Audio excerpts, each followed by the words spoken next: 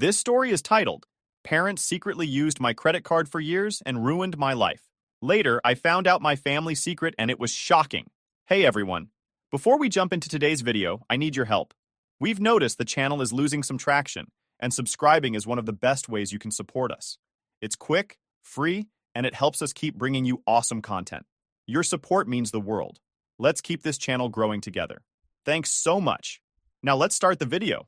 I've never been one to put my personal life out there, but my friend kept telling me I should share what I've been through. He said my story might help someone else going through something similar. So here I am. Growing up, I always had this nagging feeling that I didn't really belong. My parents weren't exactly what you'd call warm or loving. They took care of the basics, a roof over my head, clothes, food, but that's where it stopped. Anytime I questioned them or didn't do exactly what they wanted, they'd throw it back in my face. After everything we've done for you, this is how you repay us? It was their go-to line for everything. When I got a bad grade, when I couldn't afford to chip in for a family expense with my part-time job money, or when I simply disagreed with them, it didn't matter. That line was their trump card, and it worked. For years, it kept me in check. But even as a kid, I noticed things that didn't make sense. For one, I didn't look like anyone else in the family. My dad was tall with blonde hair and blue eyes, while my mom was a petite redhead. Then there was me, dark-haired and brown-eyed, always being asked by strangers if I was adopted. When I brought it up, my mom would laugh it off, saying something about distant relatives and genetics. It didn't add up, but I was a kid, so I didn't press the issue. As I got older, the unfair treatment became more obvious. My parents always found ways to criticize me, no matter what I did. When I got in trouble at school, they acted like it was a reflection of their parenting failures. If I forgot to do a chore or got a C on a test, it turned into a lecture about how I was wasting their sacrifices. By the time I was a teenager, I'd learned to keep my head down and avoid drawing attention to myself. It didn't stop the constant criticisms, but it made life slightly more bearable. When I graduated high school, I had dreams of going away to college. I wanted to get as far from them as possible, but financially, it wasn't realistic. My part-time job didn't pay enough to cover tuition and living expenses, and I didn't want to take on massive student loans. My parents offered to let me stay at home, but there was a catch. I had to pay rent. "You're an adult now," my dad said. "We're not running a free hotel." I didn't argue. I wasn't a freeloader, and I didn't want to give them another reason to hold something over my head. So I paid them rent every month, even though I was juggling a full course load and a part-time job. Looking back, it's obvious they were just milking me for extra cash. My rent money didn't go toward household expenses. It went toward my mom's shopping sprees and my dad's weekend golf trips. Meanwhile, I was scraping by, eating ramen noodles, and wondering if I'd made a mistake staying there. Even back then, I noticed how they always seemed to have money for ridiculous things. My mom would come home with overpriced handbags and designer shoes, while my dad would boast about upgrading his latest gadgets. It didn't add up, but I figured they were just irresponsible with their finances. It wasn't until much later that I realized they might not have been spending their own money at all.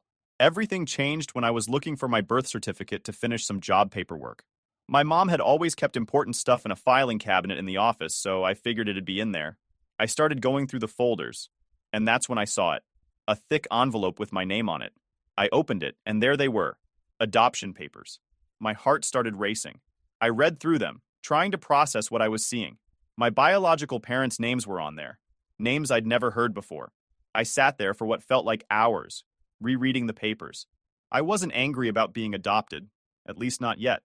What hit me was the fact that they'd lied to me my entire life. When I confronted my mom about it later that night, her reaction made everything worse. She didn't apologize or explain why they kept it from me. Instead, she got defensive. "We gave you a better life," she said. "Your real family didn't even want you." Her words cut deep. It wasn't just the lie. It was the way she used my adoption as a weapon, like I owed her for saving me. I didn't even know what to say. My dad chimed in, saying I was being ungrateful. Ungrateful? For being lied to my whole life? I couldn't take it anymore. I packed a bag and left that night, crashing at my friend's place. I didn't know where I was going or what I was going to do, but I knew I couldn't stay there. The next few days were a blur. I'd taken just enough clothes to last me a week, and whatever cash I had saved from my part-time job. My friend, let's call him Jason, was great about letting me crash on his couch, but I could tell it wasn't a long-term solution. Meanwhile, I couldn't stop thinking about the adoption papers. Who were my biological parents? Why did they give me up? And why did my adoptive parents lie about it? I didn't know if I wanted to confront them again or just cut ties completely. On Jason's couch, I replayed every interaction I'd ever had with my parents. The time my dad refused to let me go on a school trip because I'd accidentally left the TV on. The time my mom yelled at me for spending my part-time job money on a new pair of shoes instead of family groceries. They'd always acted like I was a burden, like every little thing I did came with a debt I had to repay. The realization hit me like a brick. I was never really their son. I was a responsibility they tolerated, not someone they loved. After moving out, the betrayal of finding out about my adoption was bad enough, but the way my parents reacted made it worse. They didn't even try to apologize or explain themselves. Instead, they acted like I was the problem, like I should have just been grateful and moved on. But I couldn't move on. The more I thought about it, the more questions I had. The anger was constant, bubbling under the surface. But it wasn't just about the adoption anymore. It was everything. Years of being treated like I was a burden, like I owed them for basic necessities, all came flooding back. One night, I was lying awake on Jason's couch, staring at the ceiling. I kept replaying all the times my parents had been weird about money. They'd guilt me into pitching in for bills, even when I barely had enough to cover my own expenses. Meanwhile, they show off new purchases. None of it ever made sense. How could they complain about money being tight while living comfortably off my hard work? The thought gnawed at me, and I couldn't let it go. I was sitting there thinking about the situation I was in. A memory flashed back to me. It was just after I had turned 18, and my parents had asked me to co-sign some paperwork. They said it was for something minor, a family phone plan or insurance paperwork, and they needed my help since I was now an adult. I didn't think much of it at the time, but now it all started to make sense. That's when it hit me. What if there was more to it? What if the money they were spending wasn't just theirs? I decided to check my credit report. I didn't even know how to do it, but after some quick Googling, I found a free credit check website. I entered my information, half expecting nothing out of the ordinary, but when the results came back, my stomach dropped. As I stared at the screen, scrolling through the unfamiliar accounts and loans, there were credit cards I'd never opened, loans I'd never taken out, and even a car lease. My credit score was a disaster. At first, I thought there had to be some kind of mistake. Maybe it was identity theft, but not from them. Then I started looking at the details, and everything clicked. The dates, the purchases, they lined up with things I'd seen in the house growing up. The TV they bought for the family, my dad's new car, even the furniture in the living room. It wasn't a mistake. It was them. They'd faked my signature. They'd used my name, my identity, to open accounts and take out loans for years. It all made sense now, and it made me sick. I felt like I couldn't breathe. This wasn't just a lie about my adoption. This was a fraud. They had destroyed my financial future without me even knowing it. Jason must have noticed something was wrong because he came over and asked what happened.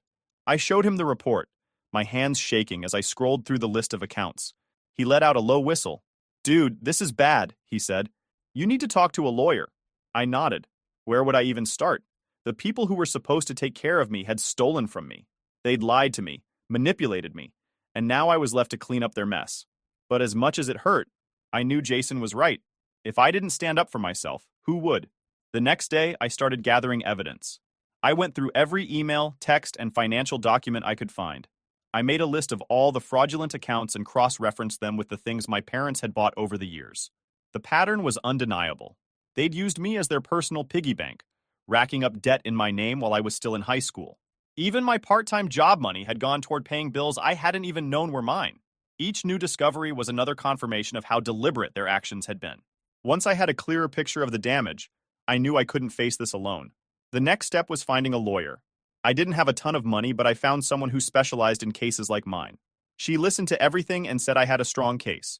She was shocked but not surprised. She explained that we could go after them for identity theft and fraud, and possibly file a civil suit to recover damages. It felt overwhelming, but I knew I had to see it through. She said, "Unfortunately, this happens more often than you'd think," she said. "But you have a strong case. We can pursue this." Hearing her say that was like a weight lifting off my shoulders. I wasn't going to let them get away with it. But gathering the evidence was just the beginning. Filing the police report was the next step, and it was one of the hardest things I've ever done. It felt surreal. Not because I felt guilty, I didn't, but because it made everything so real. My parents weren't just bad at parenting, they were criminals.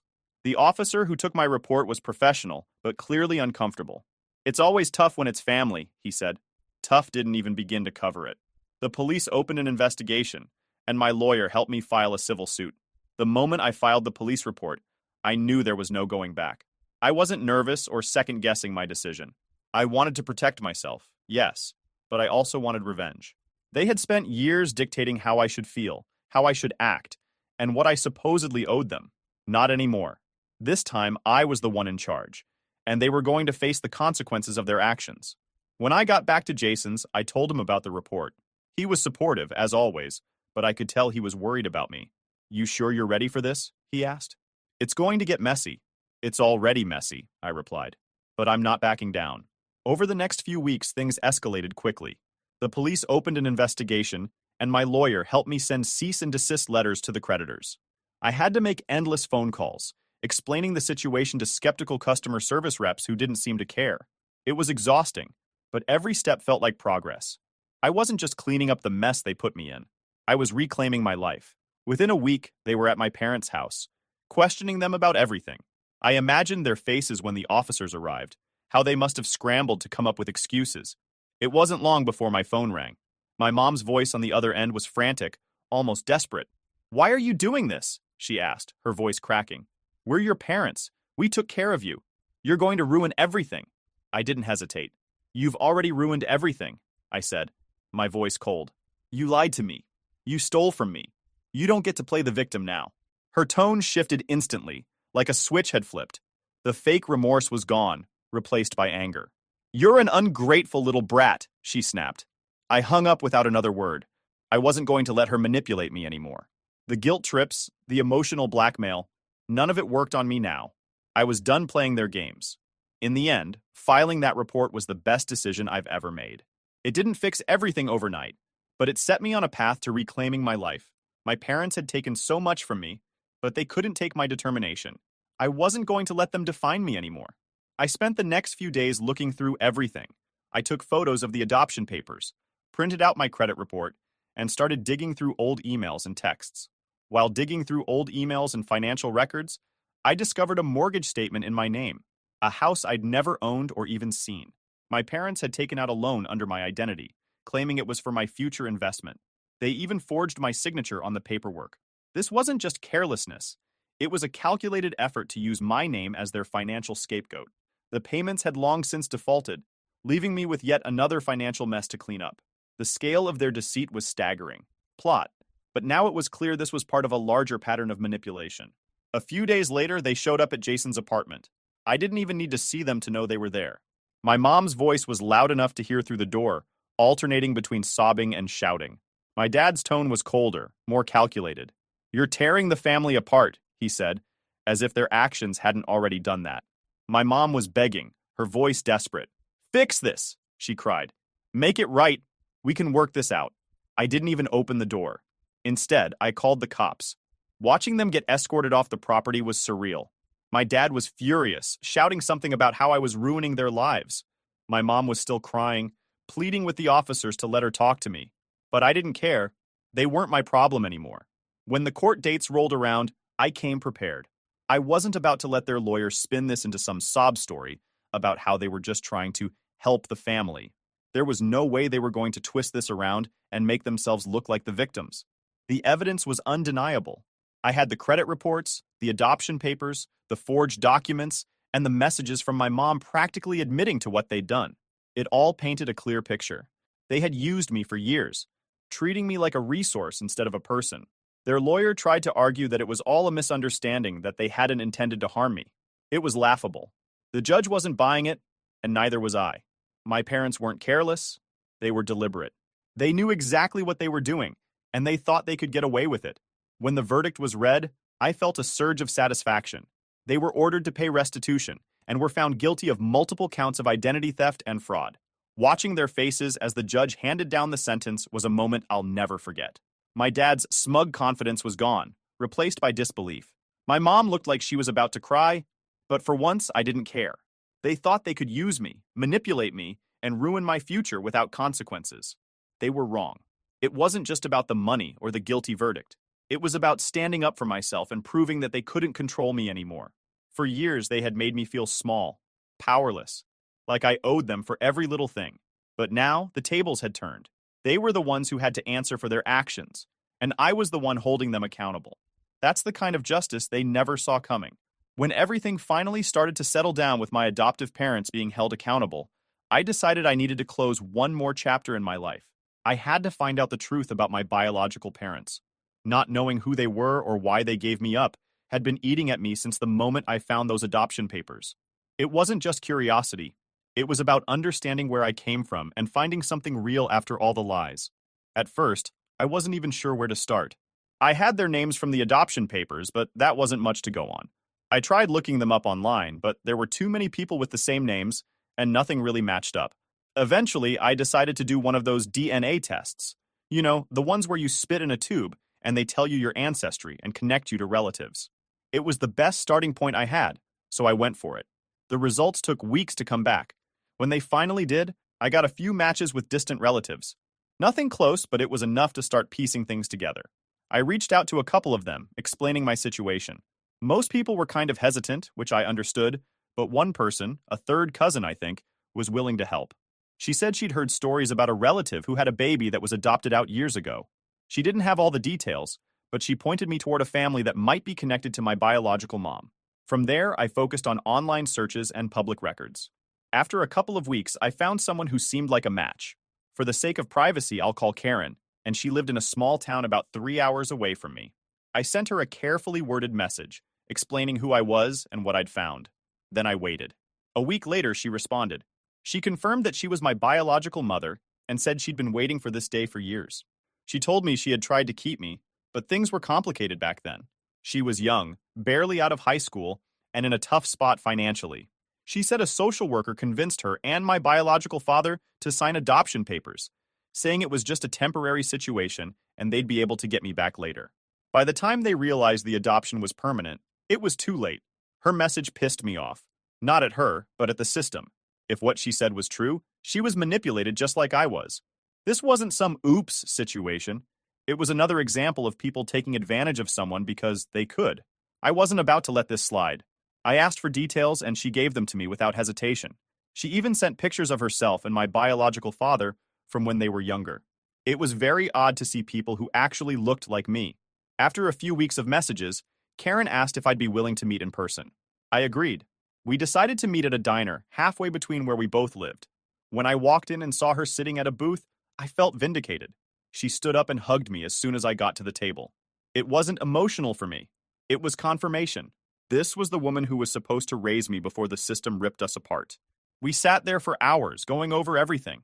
She told me about my biological father, who had passed away a few years ago. She said he'd carried guilt about the adoption for years, and hoped I'd find them one day. Karen also told me about her life after the adoption, how she'd struggled to move forward, but never forgot about me. She even showed me a scrapbook she'd kept with pictures, notes, and even the hospital bracelet from when I was born. It wasn't sentimental for me. It was proof of how much she'd thought about me despite what happened. Meeting Karen wasn't about healing or closure for me. It was about getting answers and setting the record straight.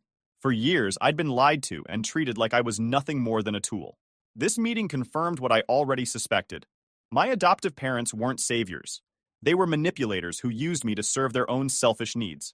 What I didn't expect, though, was what came next. Karen mentioned that she had kept in touch with the social worker who had facilitated my adoption. Apparently, this person had known the truth about my adoptive parents all along. They'd seen red flags but looked the other way, choosing convenience over doing the right thing. She offered to reach out to them, and I agreed. I wanted to know why someone would knowingly put me in that situation. A week later, I got an email from the social worker. It was full of excuses and half-hearted apologies, claiming they had no choice and were only following orders. But their words just fueled my anger. It was a pattern I'd seen too many times. People exploiting others and then hiding behind systems or authority to avoid accountability. I didn't respond to their email. I didn't need to. Their weak excuses only strengthened my resolve. Since then, Karen and I have kept in touch. I've even met some of my biological relatives, including a couple of half-siblings I didn't know I had. They've been welcoming, which is more than I ever got from my adoptive parents. It's not about building some fairy tale. In the end, I've completely cut ties with my adoptive parents. They faced additional charges and longer sentences. Every month I get a restitution check from them. It's not enough to undo the damage they've done, but it's a reminder that they're paying for what they did. I've used that money to start rebuilding my life. Each one is a reminder of what they took from me and what I've had to fight to get back. They lost their house, their reputation, everything. Now they had to live with the consequences. So, what's next for me? I'm going to keep saving up for my goal of owning my own home outright. No loans, no debts tied to my name. It might take a while, but I've got time and a plan. For the first time in years, I feel like I'm in control of my future. Without my parents dragging me down, I finally have the chance to build something real. It's not flashy or dramatic, but it's mine. And that's all that matters.